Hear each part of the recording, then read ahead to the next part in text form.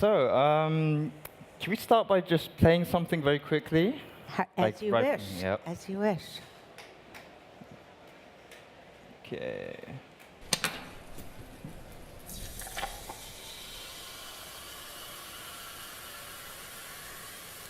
I didn't hear the bubbles. So that's someone opening a bottle of Coke. Yeah. Very refreshing. But when you work with it, you turn it into this.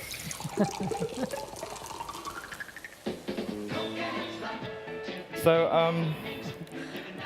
I thought there was something wrong with the first Yeah, one. I know. I should have told you. Bubbles. Yeah, I wanted to surprise you, but this is probably not like a great kind of introduction of you as you are now. But this was actually a kind of a breaking point in your career, at least commercially, was it not? Getting this gig. I spent many years in New York City. I went there in 1974 in order to play a Buchla concert. So I was invited to play a Buchla live solo on the 200 at an art gallery. And I fell in love with New York. And I decided to stay there. And very soon, I got very hungry and needed to make money. So all I had with me was the Buchla. And I decided to pursue, I tried to get a record deal, but nobody was interested. And they thought I should sing and play the guitar. And so I went to, I started knocking on the doors of advertising agencies with my Buchla. And they said, well, what can you do? And I said, well, I can make sounds. I can invent things that you've never heard before. And they were very excited about that. And so over those years, I became the high-tech music house in New York for designing sounds and incorporating them into musical textures, musical songs, jingles. So that Coke sound was a breakthrough for me. It took me over a year to get an appointment with that music company. And then when I did this sound, it was like hitting the jackpot because they used it on every single commercial all over the world. So it was a big breakthrough in my career because I needed money to make my record albums. And doing that commercial and other commercials financed my recording career. So you were using that, can we listen to it again? So, sure. Yeah.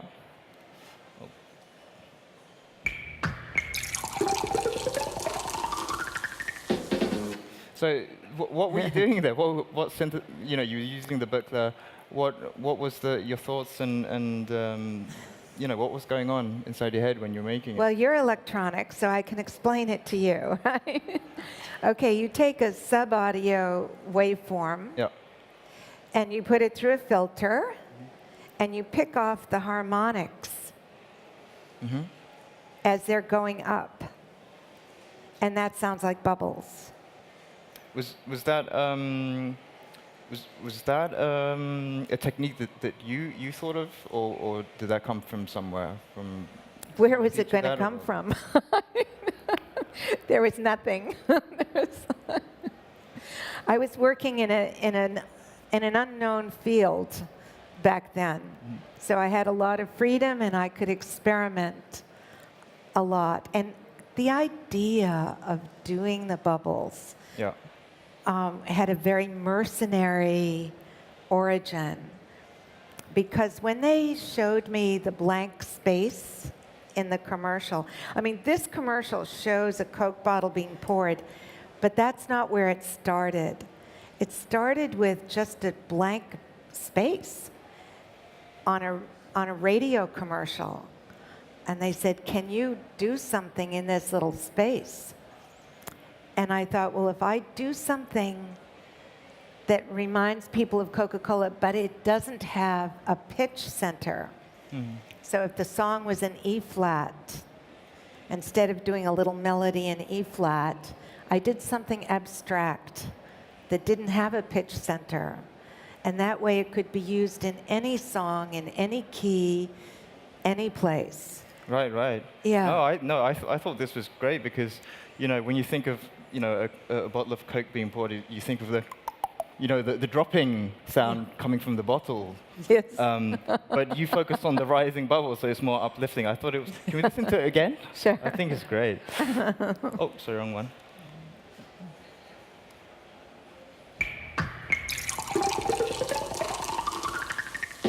Yeah. See, I never like that. realized the bubbles go down, don't they?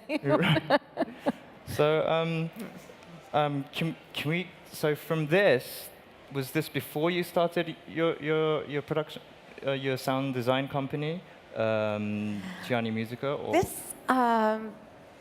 This was in about 1978 or 79, and I think I started the company. I incorporated in 79. I think it was the same year. Right, okay. Yeah. So I've got some pieces, other pieces here, examples here. This is Black & Decker.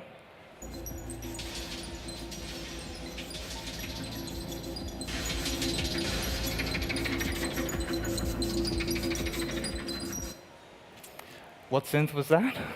That's the Buchla. Oh, it's the Buchla again. Yeah, that's the okay. Buchla. Were you just mainly using Buchla then?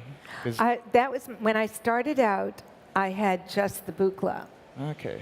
and then as time went on, I had everything. Right. Okay. Yeah. But your kind of your discovery of synthesis was actually through meeting Don Buchla, was it not? Or Yes, but I also had early exposure to computer music. So the father of computer music was Max Matthews from Bell Laboratories, and he gave a course at Stanford University in the Artificial Intelligence Lab, and I studied with him one summer, and John Chowning. right, the father of FM. Father of FM. So I had both of those mentors together in 1969. So my foundation, having met Don Buchla himself. And Sorry, what year was that? 69. 69.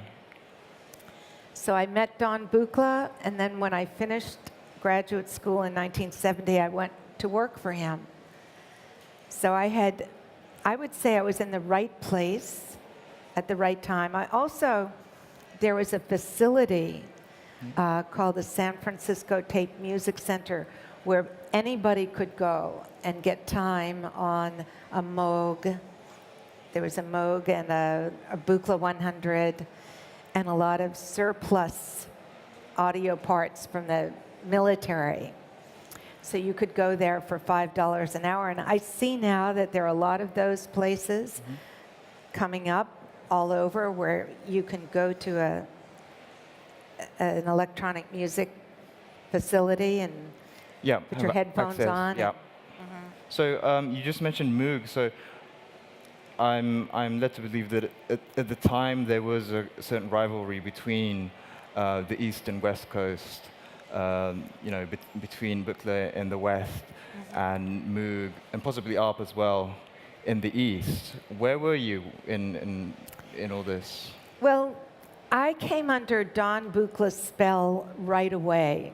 And the first distinction that we had was that you should not use a keyboard, a mechanical keyboard. So to me, any instrument that used a mechanical keyboard was already a no-no. And because there was no mechanical keyboard, his instrument, Buchla's instrument, didn't get popular, but he did focus on a new possibility that got lost in a lot of other designs because the commercialization of synthesizers back then tried to simplify it and make it into a keyboard instrument that made interesting sounds.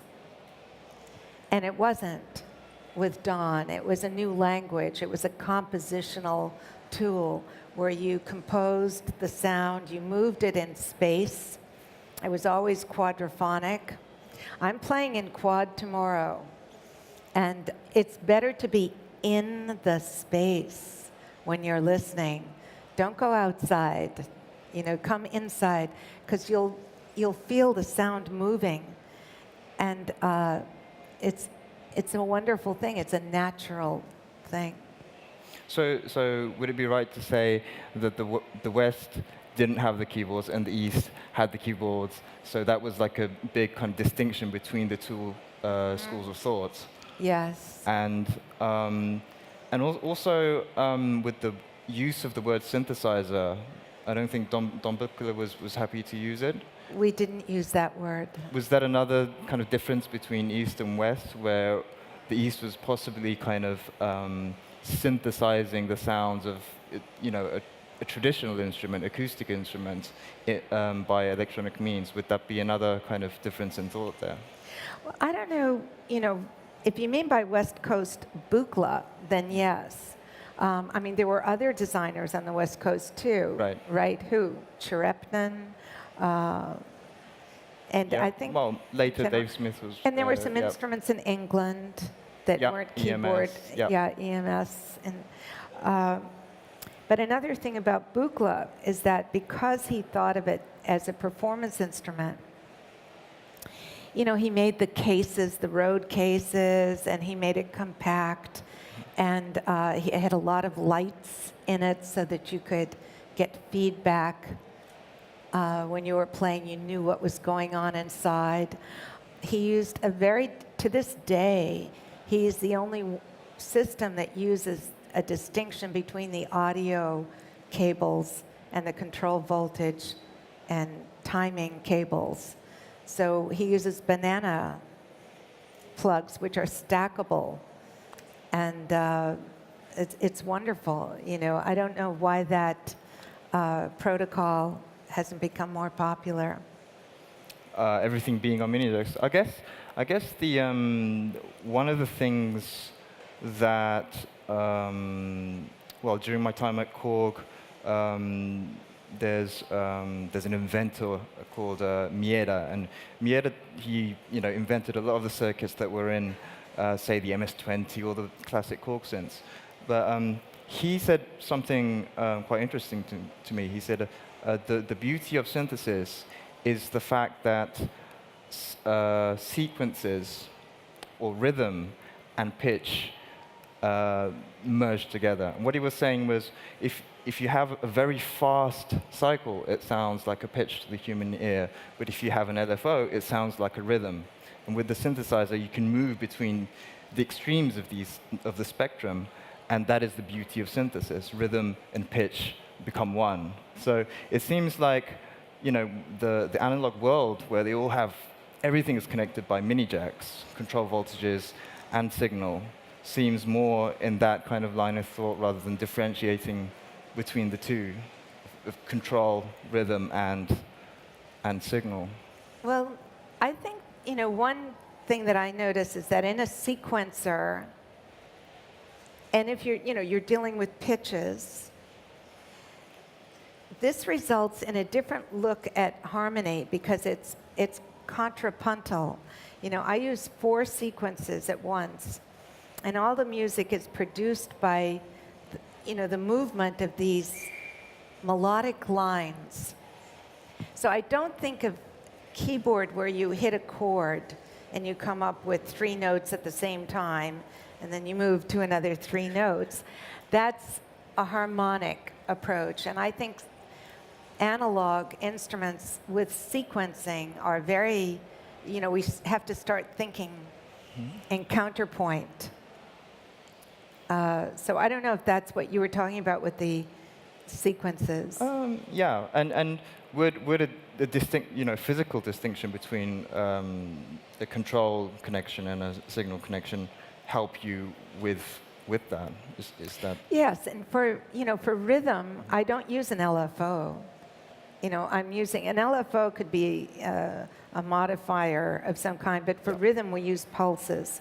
So you have sources of pulses. You have the sequencer. You have envelope generators that can cycle back on themselves. You have sources of uncertainty that will produce random rhythms. Right. Yeah. So it's very rich. The Buchla is very deep and not trivial. When I perform, I have to spend a long, long time, just getting familiar with everything. It's not preset. There's nothing recorded. It's all generated in the moment. So you have to be awake and on your toes. And you still see the Buchla as your ideal live performance synthesizer. Why is that? Because it was designed, the Buchla was designed for live performance. And not any other instrument took that on as a design, goal. So it's a different animal. I look at some of the current Eurorack modules, and I think, gee, this is wonderful. It's really, coming along. There are a lot of interesting modules.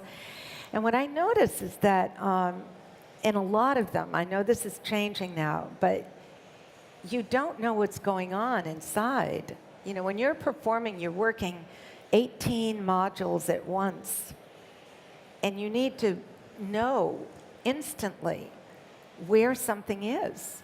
You need feedback. You need to see the lights, the intensity of the voltage. So it's like a conversation with the instrument.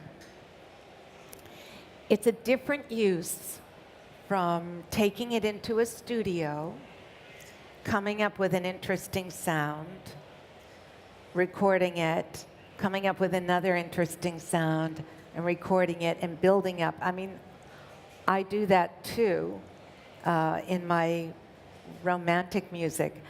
But for performance, to me, I think this was a lost art form. The live creation of sound in the moment spatially. So we're going to get to see that tomorrow night in Quadraphonic. Provided that the Buchla didn't get dropped by the baggage handler.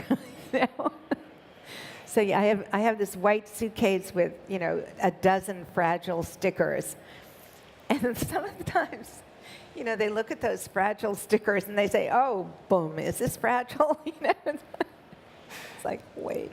Is it okay? That's my life. That's my please don't drop it. Okay. Can I play something else? Because I thought it was interesting. Because this was. Oh, sorry. This wasn't. I'm going to skip this. Sorry. That was a potato chip. Sorry. Yeah, not really. No. How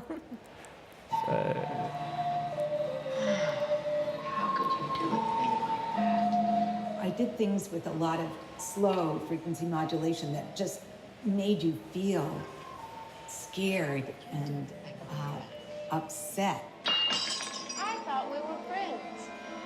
I thought we were friends. I think the electronics were a metaphor for the operating system of these women. It was technology. And this was the sound of their inner workings kind of coming apart. And it was scary. I thought we were friends.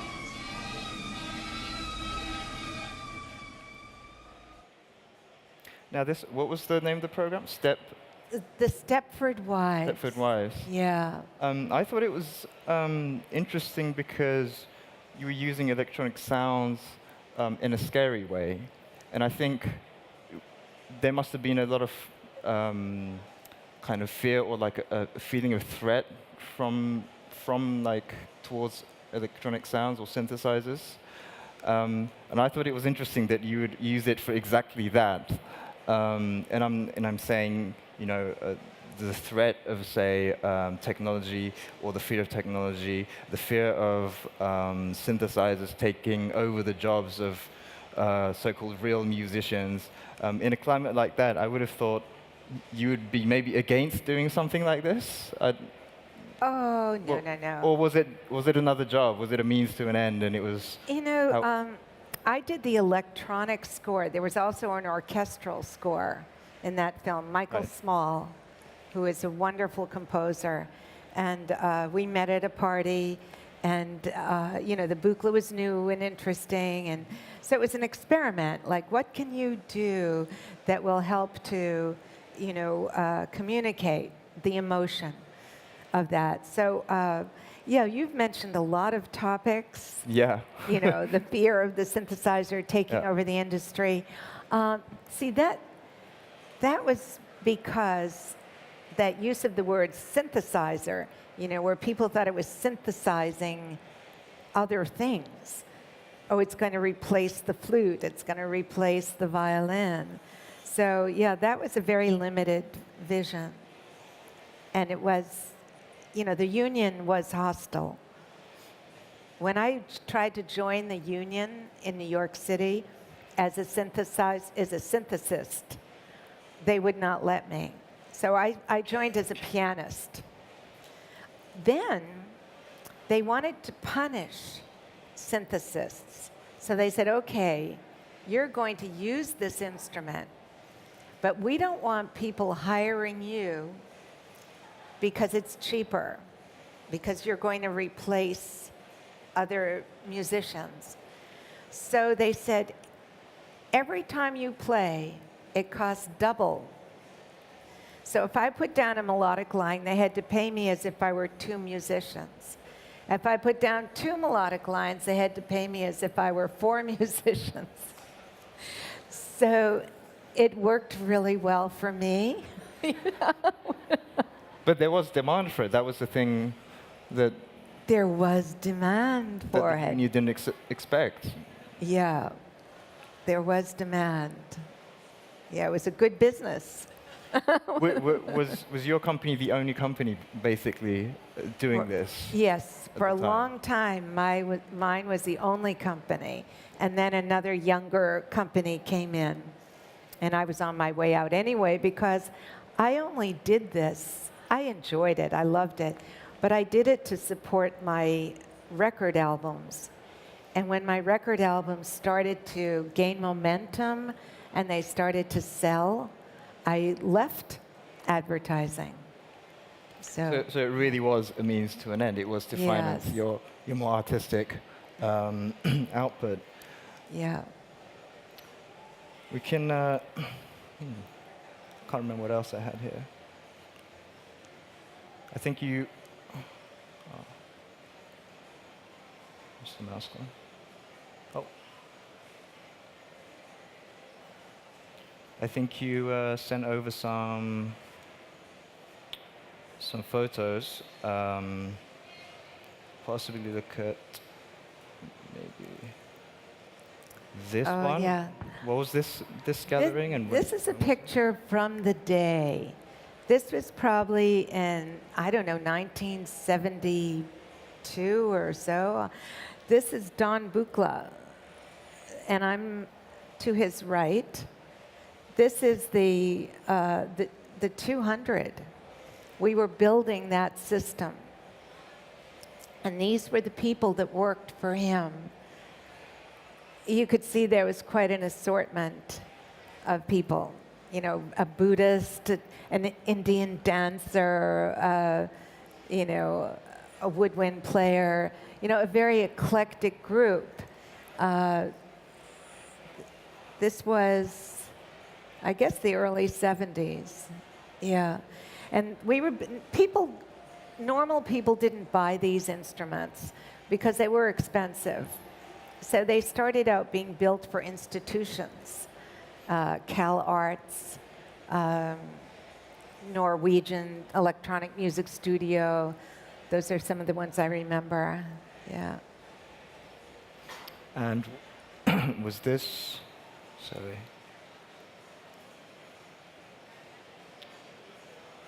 Was this much later when you were using This is in New variety York, of- and this is one of the photos that I took to help promote my commercial business. So that was my Buchla, which is bigger than my Buchla today, because when you're traveling, you can't bring the whole thing.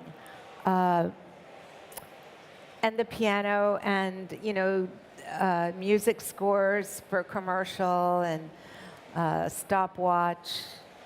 Yeah, that was kind of like everything. You see, there is a keyboard there with the Buchla, but it was never used as a conventional keyboard, even though it was mechanical. So Don did make a keyboard, but it was never used conventionally. No, why did that happen? Well, he wanted to be the first person to show that he could make a polyphonic keyboard. So he, polyphony didn't happen right away. You had one note at a time on the early synths. And Don created a system of tricking. Well, you would understand this. It moved so quickly that it sounded simultaneous, Right, okay. but you could get up to maybe three voices on that keyboard. And it was the first polyphonic keyboard. Okay, so it would trick a monosynth into sounding like it was polyphonic. I can't hear you. It was tricking a monophonic synth to sound polyphonic, or was it No, well, different sound sources? You had to use 3 oscillators. Right, so it was actually polyphonic. Yeah. Yeah. Okay. Do you have any Japanese synthesizers at the time? I worked extensively with Yamaha. Yamaha was I adored working with Yamaha, because when my Buchla broke, that broke and it couldn't be fixed. I had to move on to other things. And also technology, it had become a big world business. And one day I met Yamaha at an audio engineering meeting. And they said that they would like to work with me. And would I just give them a list of what I needed? And I thought, wow, okay. And I talked with my assistant, and I said, well, what should we ask for? And she said, they probably won't give you everything you want, so ask for 3 of everything.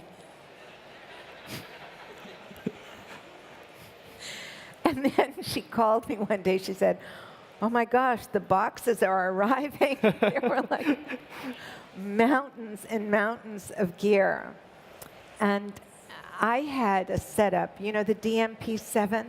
Yep. It was the first digital mixer, a little MIDI mixer. And I had a setup that I took on tour. It was the size of a truck. Yep. Where I used I had 4 DMP7s. And I had 1 channel for every channel of a TX816. So I had this whole system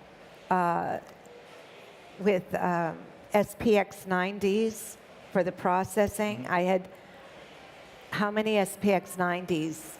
12 SPX90s. And I reorchestrated my pieces for a live performance. Now, was it really live?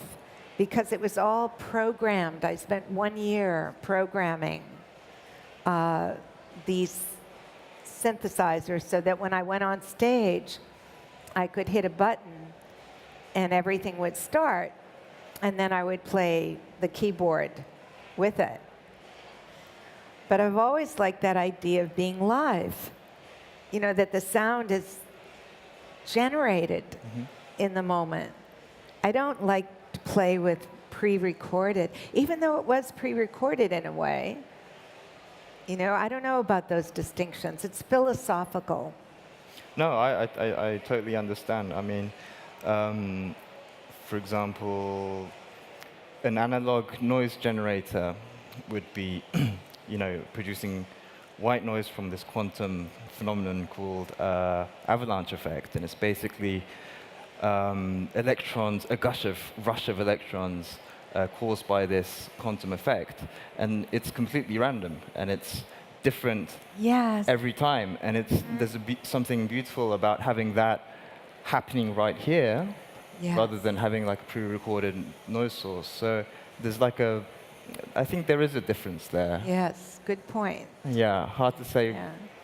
why it's good, but I think it's important. Well, because it's always changing. It's Yeah. alive. Let's say Yeah. it's alive. Mm-hmm. Yeah.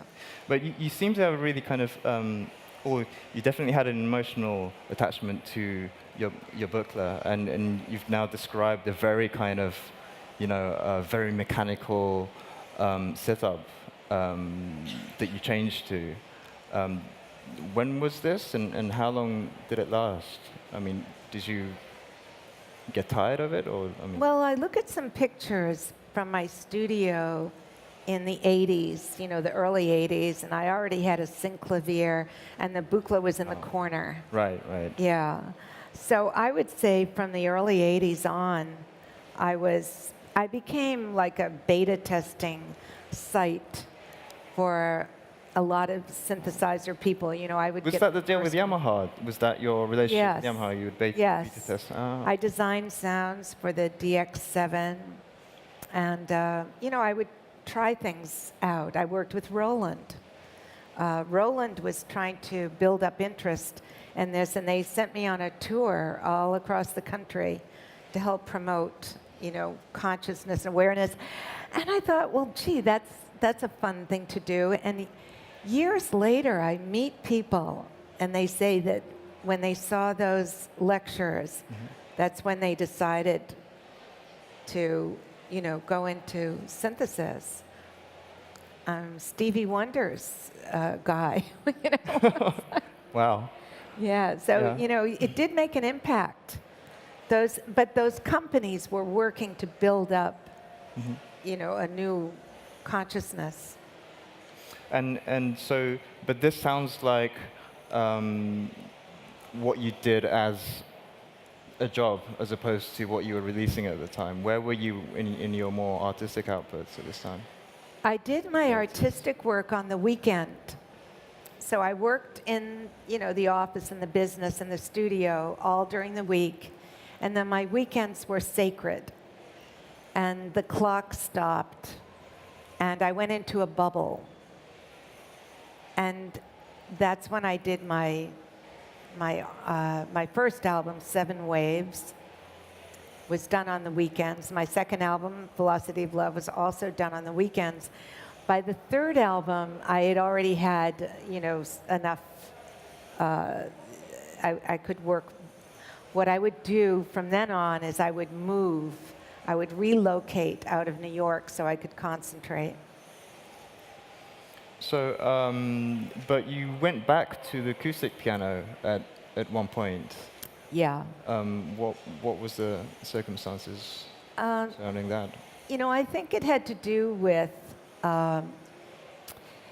it was an unconscious evolution, but I noticed starting with the last song on my second album, The Velocity of Love, on that one song I used a piano, and that became a big hit. My third album, On, I noticed that I started using more and more acoustic instruments until I went all the way to orchestral. So my last album, before I left New York, was orchestra and piano. Then I went back, I don't know. Then I did another solo piano album. I no longer had the big studio. I was living in a small cabin by the ocean. So the piano was perfect for that. Mm-hmm. So you moved away from New York in '92, I believe. Yeah. And at that point, you were fully acoustic in your music, and now you're world renowned again to be an electronic a performer and a producer. So how did that transition come about, going back to electronics? Well, all these things, I say never, because when I played the Buchla, I said, I will never play the piano again. You know, I was so against that mechanical interface, you know. And then when I played the piano, I said I would never play the Buchla again. And I really am more amazed than anybody that I'm doing this. Part of it has to do with Don Buchla himself, because we were friends. Mm-hmm. And at a certain point he said, well, are you ever thinking about coming back to the Buchla? I said, no. And he said, well, just in case, he said, if you ever thought you might, you should get it now, because I'm going to sell the company. And so I said, well, okay, maybe I should, you know. So I put together some modules and got them from Don, and then, you know, strange things happened. You know, Don passed away. That was last year? Yeah. And he was very sick, you know, for years before that. So we could see that this was going to end. And Moog contacted me about doing a special showcase for Buchla. And I thought, yeah, I'd like to do that for him. And so actually Moog are the ones that got me back. That and this album that, whoops. I was contacted by Finders Keepers in Manchester, England. They wanted to release unreleased archival recordings, and I found 2 recordings from 1975. Not great recordings, but some document, at least, of live Buchla performances from those early days. Because this was originally a very limited release. It was what? It was a very limited release. Yes. Well, they did a limited, very limited release with a leather cover and silver and, yeah. Should we listen to it? Oh, sure. Okay. You know, I've never played it myself, honestly. Because you want this side, yeah? Start at the beginning and see what happens. Okay. I don't know. Is this the BAI? Yeah. Okay. So this was at a radio station. It was originally quadraphonic.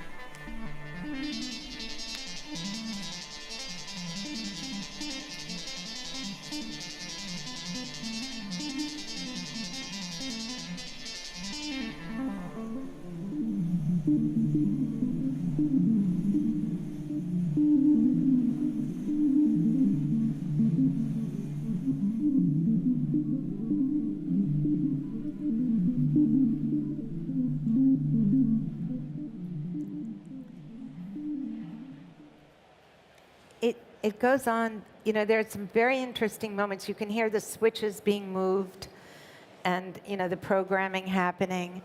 And there were things I could do with the 200 that I can't do with the 200E.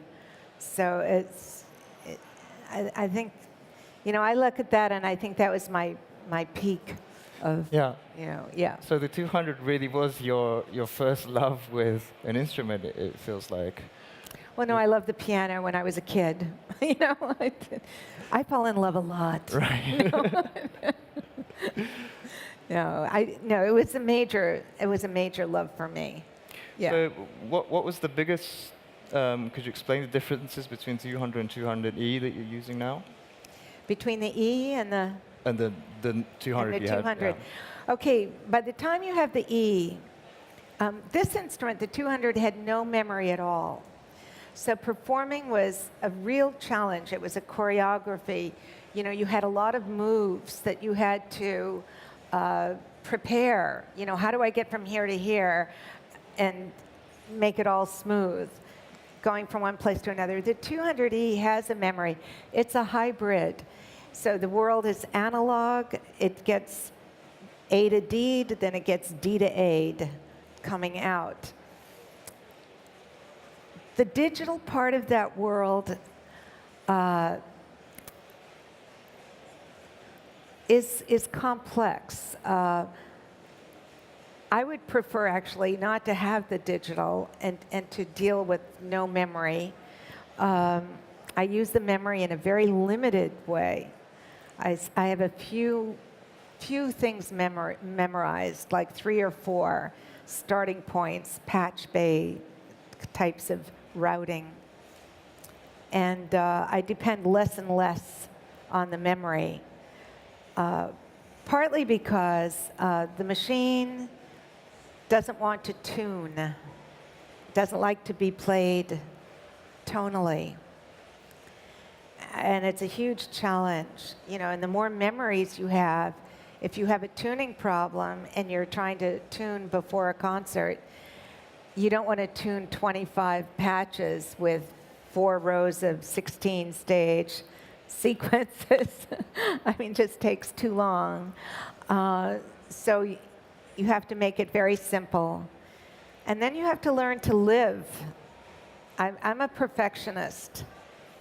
And I like, you know, I think a lot of people in electronics, they like the control that it gives them because a machine is supposed to behave like a machine. It's not like a person, you know. It's not supposed to have feelings and quirks and whimsies, but it does. It's unpredictable. It gets affected by the environment. It gets affected by how long it's on. It gets affected by if it's dropped. You know, so you have to play ball with what it needs. Yeah. What is the most important thing, important aspect of an instrument that you would use in a live situation?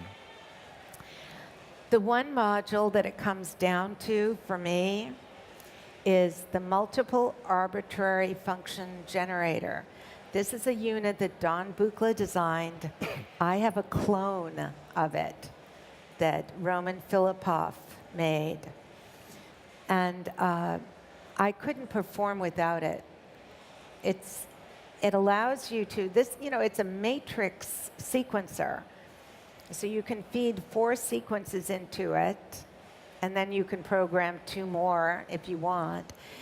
But it allows you global, you know, operations. So you can quickly reassign an oscillator to a different sequence, and you can quickly transpose the octave. You can put in pulses, so you can play it rhythmically just with little switches. It's 2 independent and simultaneous computers. So it's really gives you the variety that you need to keep things interesting. The weak point of my performance system now is the sequencer. Because in the old day, you know, that was the sequencer, those 4 rows of 16 knobs. See how big that is on the lower right? And you could interact, you know, with that quickly. You could say, I want a pulse from this stage, or I want it to be limited to this number of stages. You could easily interact with it. Now the sequencer is in 1 panel unit. It's digital. So it has a memory, but you can't access it. It's in a little screen. And if you want to change a pulse, you have to go into a menu and trigger 4 things. You can't do that in performance. I think I have a photograph of. I'm not sure if this is your current setup, but this is from Montreal last year. Is Yes. this pretty much what you're using now? Yes, that's exactly what I'm using now. Yeah. Could Yeah. you talk us through some of this? So Maybe the stuff outside of the booklet? in the middle is the 18 panel unit. So it's 3 rows of 6. And that collapses down. Before you play it, you have to repatch it. You can't keep the patches in. When I started out, it You would have to take. patch it after every gig, before Yeah. every gig. Yes. Oh, okay. I thought you carried it like that. Okay. No. Right. When I first started performing this time around, it would take me an hour to patch it, because I just had to read it. I had a listing of everything I did. Now I can do it with my eyes closed. It's much faster because there's a lot to be said for familiarity, and I'm sticking right now with this patch. But I might develop a new one because life goes on. You can't keep using the same patch. But so the upper left-hand corner, those 4 panel units, that's the MARF. That's the multiple arbitrary function generator, and that's the main thing that I'm playing when I'm performing. On the left is the keyboard, that thing that's shaped like this. And the reason it's shaped like that is because when you put your hands up, they're like that. They're not like this. Keyboards were always like that, and the human body is like this. And Don Buchla analyzed, just the structure, the physical structure when he made interfaces. So that keyboard is totally programmable. But fortunately, there's a memory, so you don't have to program it every time you play it. So I have it giving commands to stop a sequence, stop another one, start another one, transpose, advance. It's deep. I hardly ever use it as a melodic keyboard. Then on the right, that little iPad module is an Moog. So when I started working with Moog about 1.5 years ago, I started to learn, I was very dismissive of their big instruments because they weren't sophisticated enough in the controls. But then I met this little software synth, and I love it. Do you know this one? Yeah, it's Yeah, my yeah. favorite as well, actually. Yeah. And then those 2 hardware units to the right are Eventide H9s, and those are processing apps. And one of them is controlled by the iPad on the left, so you can select the program that you're going to be using, and then modify it on the iPad in real time. So it's very powerful. What kind of processing would they be doing, the Eventides? Well, they give you absolutely everything on this. So, you used to have to buy the black hole, separately, and that was, or you might have a harmonizer that was a whole box, or you might have a delay that was a whole, and now you just get all of that in software. So they have, I use the reverb, I use the delays, I use some kind of distortion. I'm trying to get them to create, one of the things that we used to do in the old days, we didn't have a lot of processing. All we had was a spring reverb, but it was voltage controllable. So you could control the amount of reverb very quickly. So a sound could be like in your face and a mile away, instantly. And you could manipulate the size of the space. You can't do that right now with this processing, it's not voltage controllable. So I'm trying to get an input on the mix knob so that it may, even just an LFO that can be tempo controlled. Right, right, Yeah. right.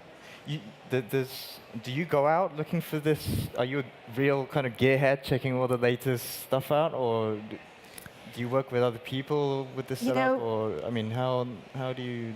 I this worked together? with Eventide. I've worked with them for 50 years. Right, right. Yeah, so they're my old friends. Okay. Yeah, and I have old friends, and I do explore. You know, if I go to a festival and there's a lot of hardware, I do look at Yep. what's there. Yeah, and I'm open to suggestion if anybody wants to, you know, turn me on to something. Yeah. Have you ever made an instrument or synthesizer or any kind of...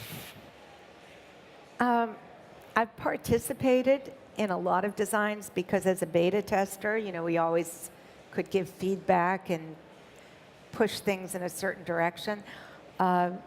When Don Buchla died, I thought, okay, it's time to really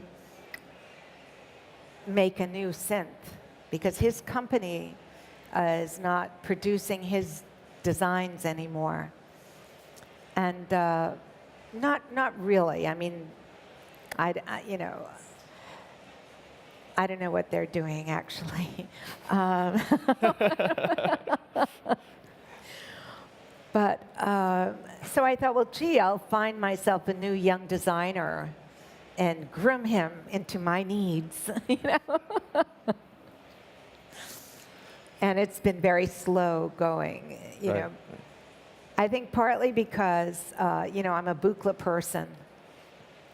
So I like that configuration. I like the audio cables separate from the control voltage, and nobody does that. No. No. Would you like to have your own synth brand one day? Or? Yes, I need my Yeah. own synth. Yeah. I need my own. Yeah. Yeah. Yeah. Maybe we can We work on could something. be- Yeah. You couldn't say no here. Okay, I actually don't know how much time we have, but maybe we can open up for any questions that you might have.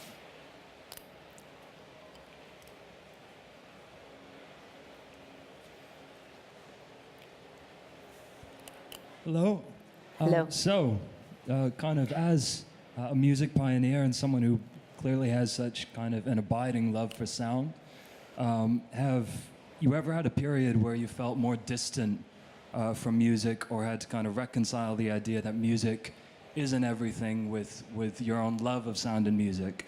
And how has that informed your attitude towards sound and music? Maybe that if you had that period where you felt more distance from it. Well, I believe in a full life. You know, I think as a musician, you need to bring experience to your, you know, you have to have something to say. Like, what do you have to say? And if you don't have a life, you don't have anything to say, I think. I don't know. So I think you have a responsibility to, you know, live your life. For me, that means, you know, family, tennis, you know, getting into the outdoors, and I need a balance. So for me, music is kind of all or nothing. I find it really hard to say, oh, now I'm going to go in and, you know, do a great piece of work for 2 hours and then cook dinner. I like to work when I work without a clock. Time stops. And I think that's special time. It's not easy to find it in a normal day. You know, you have to kind of go away, I think. But things, you know, life is long. And it does come and go. And it's all fine. I mean, we're in a flow. There's no there. We can't stop it. We can't say, oh, now it's going to be like this. I've got it. You know, this is it. It's always, you know, the fourth dimension, time. right? I mean, there's no there. What we said 10 minutes ago is gone, and we can remember it. But, you know, I hope our we give life to the future in talking. So that's great. But are you having a crisis?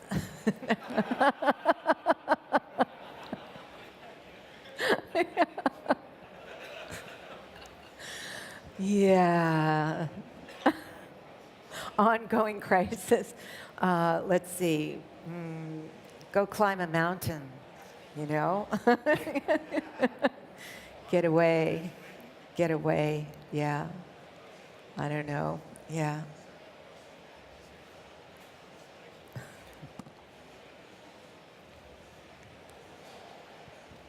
Hi, firstly, I want to thank you for all your beautiful work. You're a huge inspiration for young girls like me. And I want to know, how did it all start for you? When was the first time you actually laid your hands on the first synthesizer? And if you would have to recommend to someone who's just getting into exploring synthesizers, which would you recommend? Well, I was lucky in a sense because when I started, there were no classes, there were no books, there were no manuals. We didn't know that you were supposed to learn something. We thought you were supposed to just do it, just be with it. There was nothing to know, you know? And I think now it's more confusing because there are a lot of schools, a lot of classes, a lot of learning. But I don't think anything can replace your personal relationship that you develop intuitively with your instrument. Be patient. Spend time. The digital instruments are harder because it's not that intuitive. Analog is a perfect place to start. Because when you do something, you know what it does. You know, it gives you instant feedback. So I would say, you know, a good way to get comfortable is don't be afraid. Just have fun. You know, if you don't enjoy doing it, you're never going to do it anyway, right? So you have to really find your pleasure in playing with that thing. You know, it's not a chore. It has to feed you. And then, I mean, I've been a scholar in residence, electronic scholar in residence at Berklee College of Music, and I know they have a campus in Valencia. And they're a wonderful place to learn. But the most important thing is self-confidence, and you'll get that just by being comfortable with your instrument. Does that make sense? Does it make sense? I have no idea what's going on. I'm from the old days. We didn't have books. Yeah.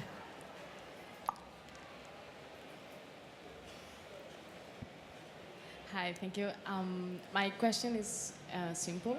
What do you think about the DIY market? Because nowadays we are more into this modular world. Is now just happening, and there are a lot of brands who gives you the opportunity to start to soldering and make your own clone or just module.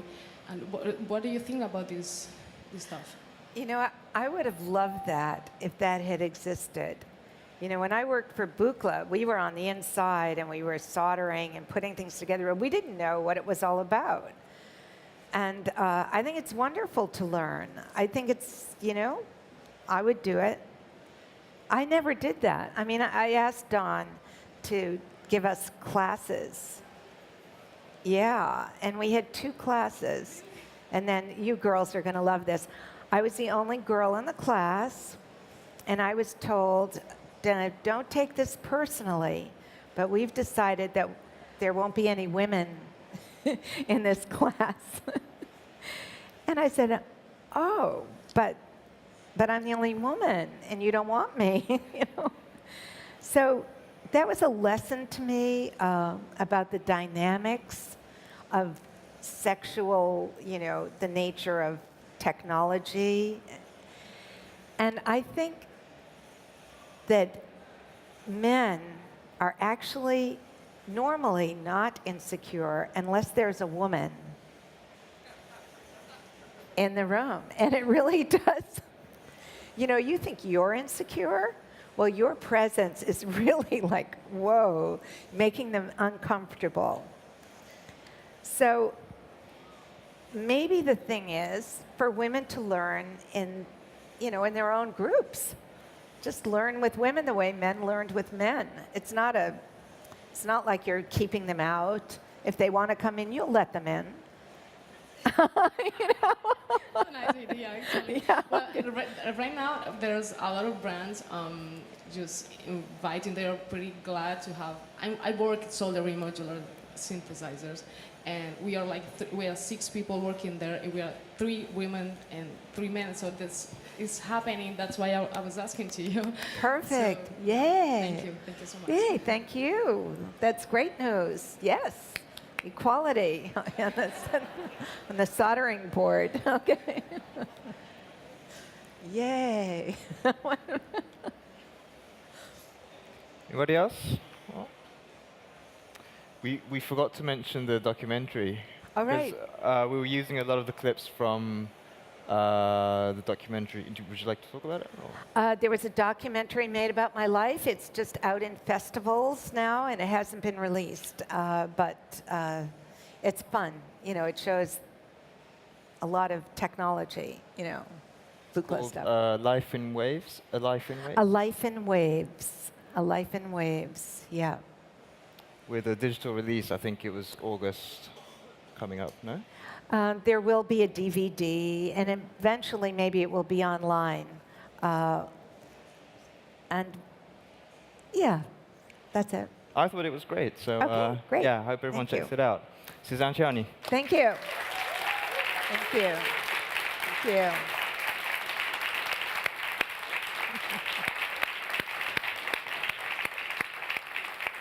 Thank you. Thank you.